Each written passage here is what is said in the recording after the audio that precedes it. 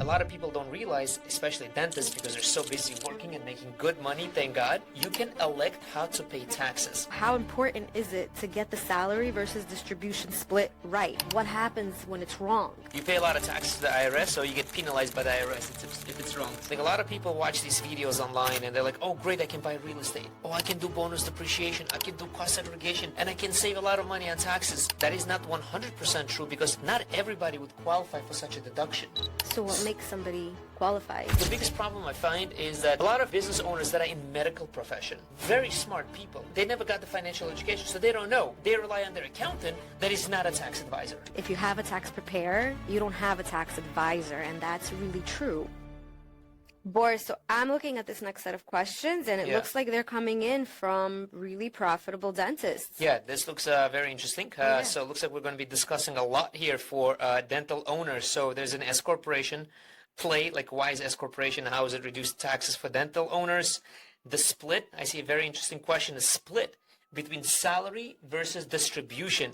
This is actually really, really cool. I have a story behind that for a dental owner that was paying himself $700,000, so I can definitely help you guys out with that. Then we also have a question from a high-earning dentist about the real estate that he owns, and he put his dental practice. There's actually a really cool strategy about self-rental, so we're definitely going to cover that here.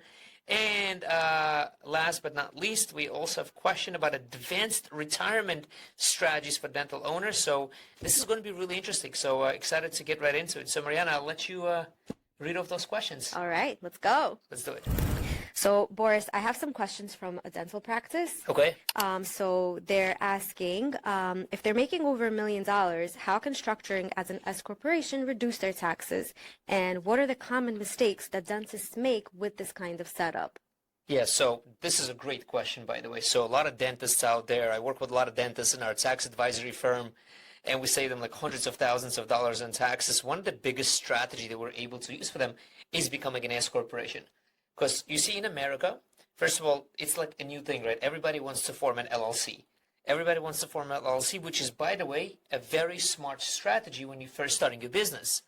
Now, what a lot of people don't realize, especially dentists, because they're so busy working and making good money, thank God, what they don't realize, that they don't know, what their accountant doesn't tell them, is that LLC can be so flexible. You can elect how to pay taxes and how to file. Exactly, right? So if you're an LLC, which a lot of dental practices they are, or some states require them to be a professional limited liability company, like a PLLC, because they're professionals. Usually it's for doctors, attorneys, and accountants, okay?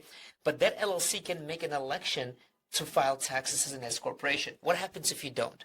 If you don't, then the IRS says, look, legally you're still an LLC. You're legally protected from the creditors, but your entire net profit is going to be recorded on your personal taxes, on what's called Schedule C. And why is that a problem? Because not only are you going to end up paying federal taxes, but also state income taxes, especially if you're like in California and New York, which is like a very, very high income tax state. You're also going to pay what's called self-employment tax, which is Social Security Medicare tax, double that. Let me explain to you what that means. If you ever had a W-2 pay job? Yeah, paycheck job? I did. What's your background? I used to be a teacher before. Right. So introduce yourself, right? Guys, this is Marianna, my wife, okay? So she's not here just to look pretty. She's here to ask me questions that you guys ask. But you were a teacher, and if you remember those days when you received your paycheck, there was Social Security Medicare withholdings, right? Yes. So did you know that every time they withhold Social Security Medicare tax from you, the employer, the school that hired you, had to withhold exact same amount? Well, I learned only much later. Right. You learned much later after watching all my videos, right? From your husband. So that's what happens when you report your net profit on your Schedule C. Not only are you paying Social Security Medicare tax as an employer by employing yourself, but also as an employee employing yourself. Right. So if you're a dental practice owner and you have really high profits and you are filing your taxes as an LLC, not as an S Corp, you are missing out on that strategy right there where you are paying self-employment tax double on the entire profit. Now, if you become an S corporation, what's going to happen is that you can stop, and you can stop, when I say stop, you can stop paying that self-employment tax on that entire net profit. What do you do instead? Is that you pay yourself a W-2 salary. So let's say we've got a dental practice making $800,000 in net profit. Okay? You can pay yourself $150,000 reasonable compensation. Again, that depends on what state you're located, what type of work you do in the dental practice. You know, you're not 100% dentist that day. You could be picking up phones, you could be doing billables, you know, all of that stuff. And you only pay self-employment taxes on that $150,000. The entire thing of $650,000, not subject to dividend taxation because there's no double taxation with an S corporation, and not subject to payroll taxes. And shockingly, a lot of people don't realize that, yes, it is your money in your S corporation, and you can take it out as a distribution. So that's the strategy about S corporations for our dentist clients. That was great. Yeah, thanks. What do we got next? Hey, thank you so much for watching my videos so far. I wanted to give you a heads up. I've got this free PDF, 7 tax write-ups that every S corporation business owner must know. The link to this free PDF is down below in the description. So to make sure to download it, that's it. Now let's get back to the video. Okay, Boris, so here's another question. We have a high-earning dentist who's using real estate. Okay. And he owns his own office. Nice. And he Love this. Okay, he's keep creating going. extra deductions and building wealth at the same time, and he's asking if he can do that. Yes. If he's asking if he can create extra deductions and build wealth, yes. So this is really cool strategy for dental practices. So owning your own building where you're going to put your dental practice. So we have, like, for example, we are in an office building for our tax advisory firm, but you know, one day we want to buy a building for our tax advisory firm. Why? For the same reason I'm about to explain why this dentist can actually do this, because it is a great tax strategy. Now, what's the And tax? it's a great opportunity for them. Like, cut that. Yeah, that's okay. Don't be shy, Marianna. It is a great opportunity, right?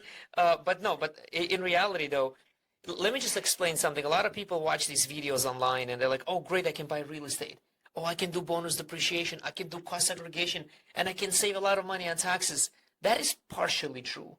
That is not 100% true, because not everybody would qualify for such a deduction. So what makes somebody qualify? So let's talk about this for a second, right? So let's say, Marianna, you know, you go out and buy real estate, and you bought a property, right? And we're going to tie this back, by the way, how this dental practice with its own building can use this strategy. So hang on with me. You're going to go out and you're going to buy a building right now, or a single family home, whatever you want, right? It's one thing. You probably wouldn't maximize your deductions. The biggest thing that you can do right now with a big, beautiful bill is also use cost segregation to accelerate depreciation. Now, what does that mean?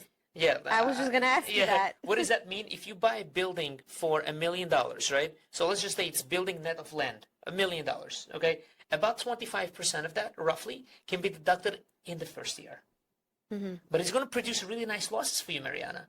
Can you take those losses? The answer is depends. Are you a real estate professional by the IRS definition? So what is that? What is a real estate professional? Just in a nutshell, for the purposes of this video, that is if you're spending more than 50% of your time in real estate and at least 750 hours. And of course, you have to actively or materially participate in that property that you own. Okay. Like managing. Managing, you have to meet the hours, 500-hour participation rule, material participation. But you, Marianna, won't be able to take that loss because you have a day job. For example, shooting videos with me like this and asking me questions. You do this more than 50% of your time. But this dental owner that's asking this question, this applies to you, by the way. But if you buy your own building in which you're going to house your dental practice, like if he does that, then guess what? Those passive loss rule limitations do not apply. That's it. So you can now buy a building, be your own tenant, so buy it in a separate LLC, pay rent to yourself, okay? You pay rent to yourself. Now you can do accelerated depreciation using the cost segregation. The bonus depreciation became even more accessible, so to speak, with the big, beautiful bill that was signed into law on July 4th.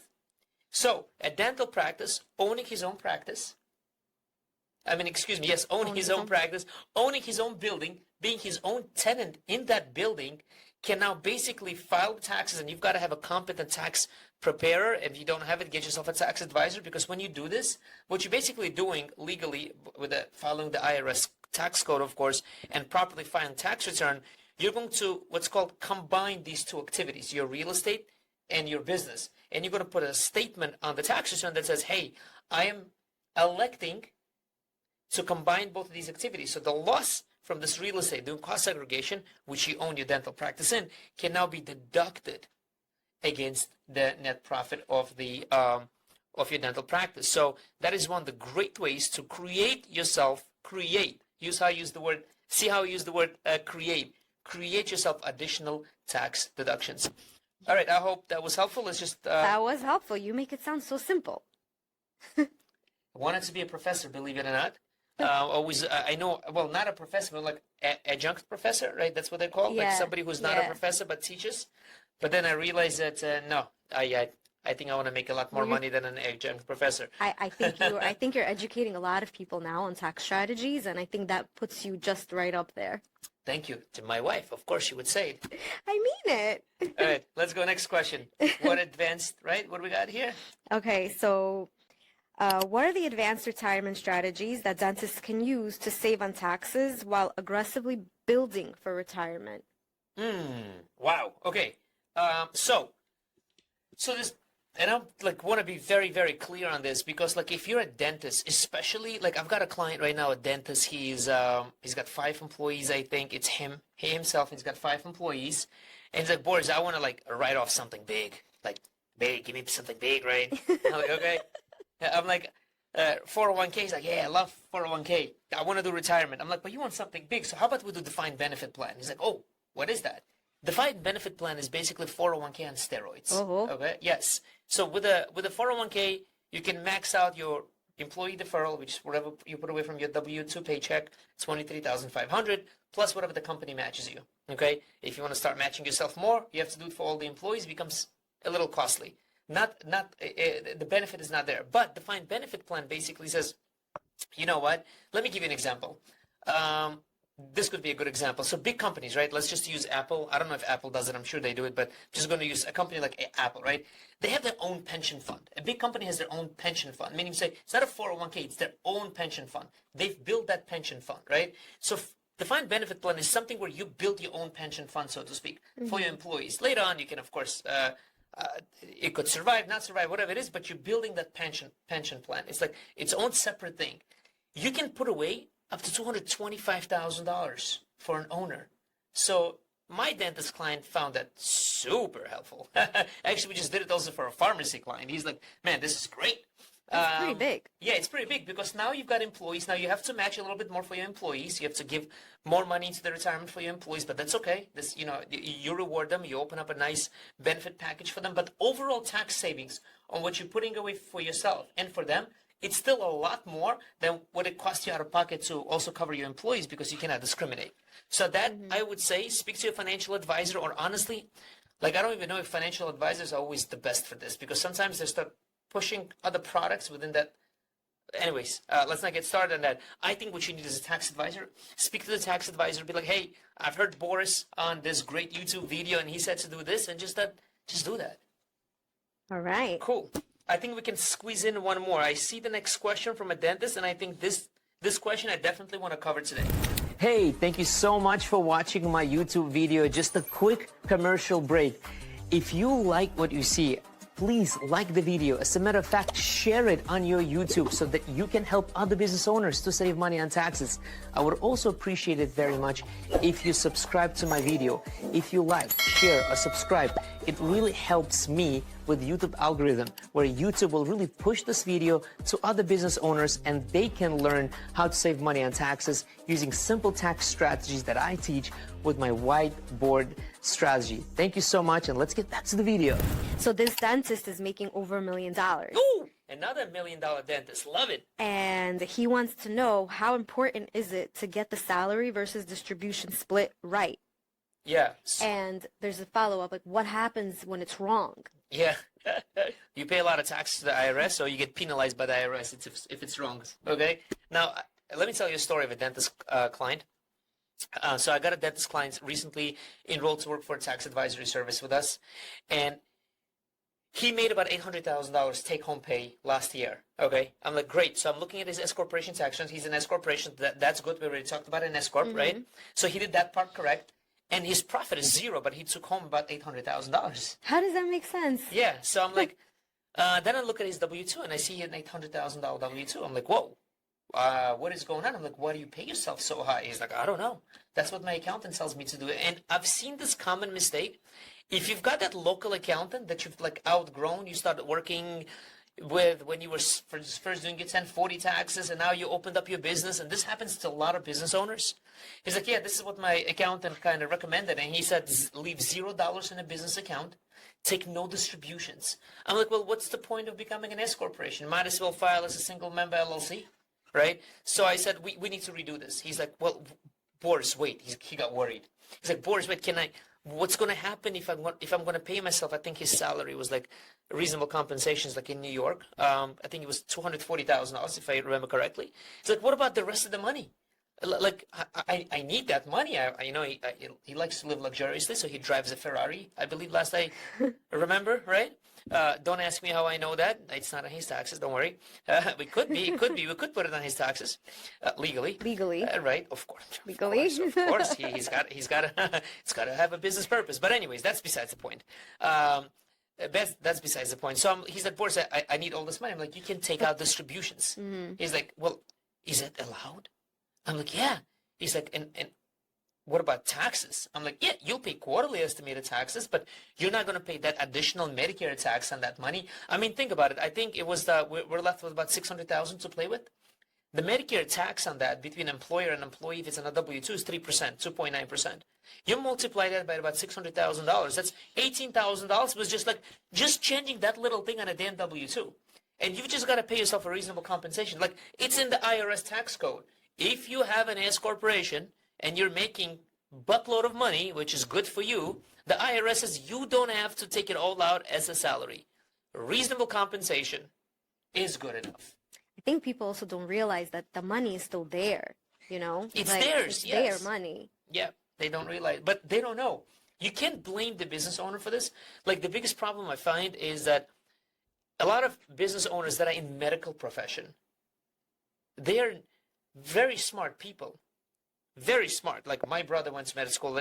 I think he's even smarter than me. Like, it's super smart, right? But like, they just work. They just know they're in medical school so much, and then they get into the hospitals, whatever. They do rotations and into the field, right? They never got the financial education, so they don't know, and they rely on their accountant that is not a tax advisor. Right. So if you want to get your finances straight, if you want to pay less money in taxes, you want to be proactive, you want somebody to help you achieve that goal, you got to get yourself a tax advisor. There's a line you always say, and I love it. If you have a tax preparer, you don't have a tax advisor, and that's really true. That's correct, 100%. If you have a tax preparer, you probably outgrew him. He's not a tax advisor. He's not doing tax planning. He's not being proactive. He is speaking to you once a year. And when that tax preparer is busy during tax season, you'll get lucky if you get a reply from him once a week. Yep. All right, ladies and gentlemen, I hope this was helpful for our dentist audience over here. And yeah, till the next time. Thanks so much. It was great. You asked excellent questions. Listen, they ask the questions, we just answer them. All right, till the next time. Thank you.